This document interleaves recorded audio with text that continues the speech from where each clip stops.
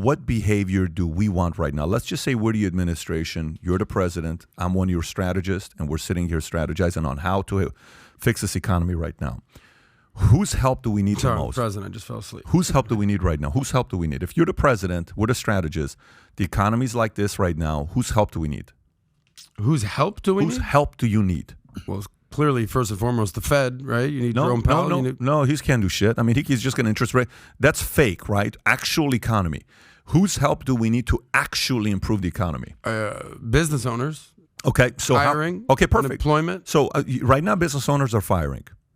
Okay, that's what they're doing. They're downsizing, and it's not just one of them. Many of them are, right? Mm-hmm. So if you know that's what they're going through, why do you think business owners are firing?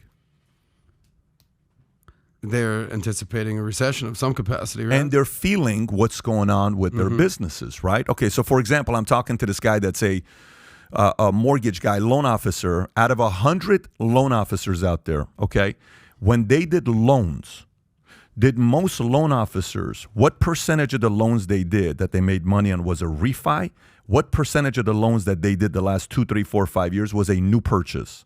For the last 2, 3, 4 years when the interest rate's going down. I'm guessing 80%, 75% refi. Refi, right? Okay. So guess what? That business is gone. Yeah, 100%. Which means you went from making $100,000 a month to making $25,000 a month. Mm-hmm.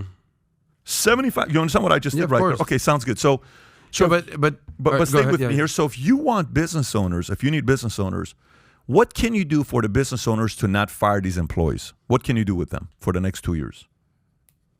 What can you do with the business owners? With the business owners that are about to fire right now, you're like, okay, guys, hold off. What can you do to get business owners the next 2 years to not fire those people?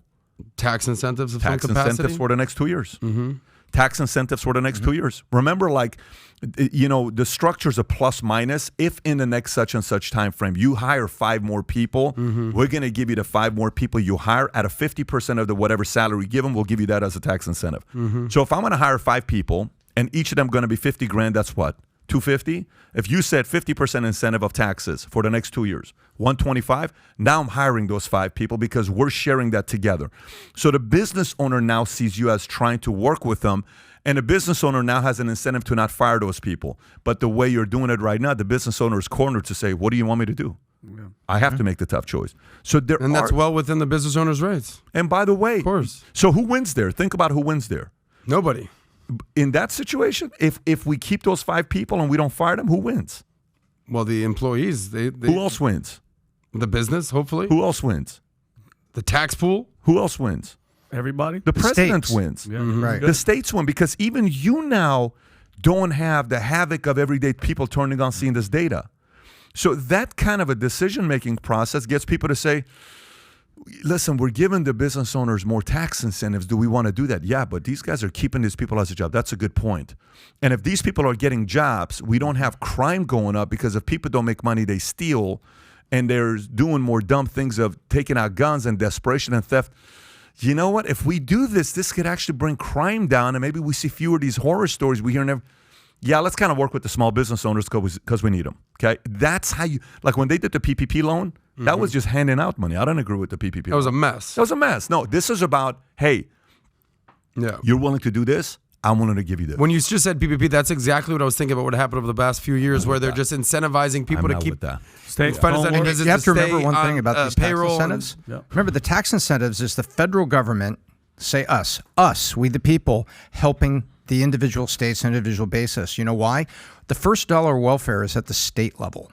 The first dollar of welfare, your unemployment benefits are usually at the state level. Like what does that mean? Well, that means EDD in California, that is where the unemployment benefits in the state of California are coming from. What's EDD stand for? Economic Development Department, Division or whatever, in Sacramento, EDD. And so when you have a business in California, you send your state taxes to EDD. So if the federal government says, hey, hire those 5 people and I'm going to cover 125 tax incentives, if the federal government does that, that actually helps California and it helps the individual states. So we the people help the individual states because the first dollar of welfare is usually at the state level. So that's an example of our federal government helping our state government and the great handshake, as it's called, working. So if you like this clip and you want to watch another one, click right here. And if you want to watch the entire podcast, click right here.